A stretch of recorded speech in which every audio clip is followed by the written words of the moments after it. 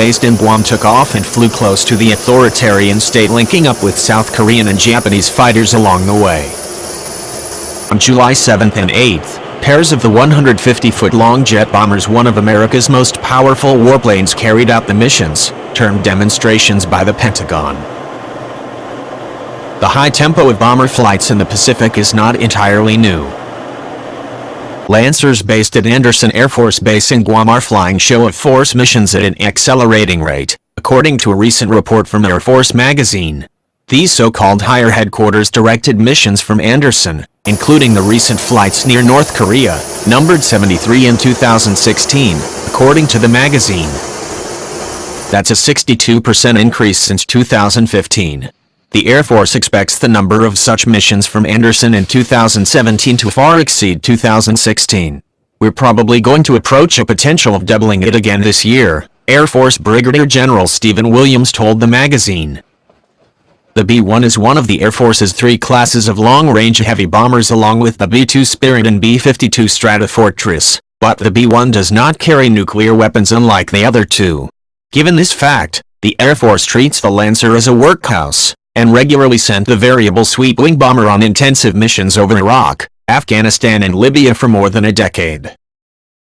During the Lancer's most recent combat mission, until February 2016, the bombers dropped 3,800 munitions on Islamic State during a 6-month deployment. Jumbo, 8-engine B-52s then flew into Al Udeid Air Base in Qatar and took over for the B-1s, which entered depots for an upgrade to all cockpits. Most of the Lancers were built in the 1980s and retained tech from the era. In August 2016, the B-1s arrived at Andersen, the first time the Bones, a nickname for the Lancers, have been based there since 2006. From Guam, the U.S. military carries out what it terms the Continuous Bomber Presence, or CBP mission. The idea is to regularly rotate Lancers, Stratofortresses and Spirits through Andersen as a means of deterring North Korea and China.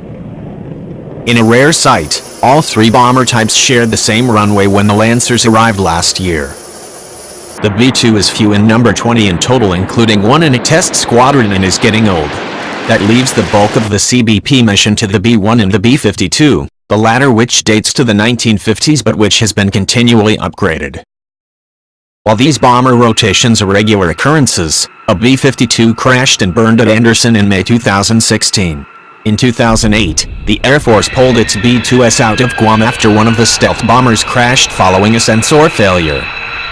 The B-1 with its 75,000-pound payload can dish out a tremendous amount of firepower, more than the B-2 and B-52, if not counting those bombers' nuclear weapons, which the American president can call on to strike North Korea's missile sites.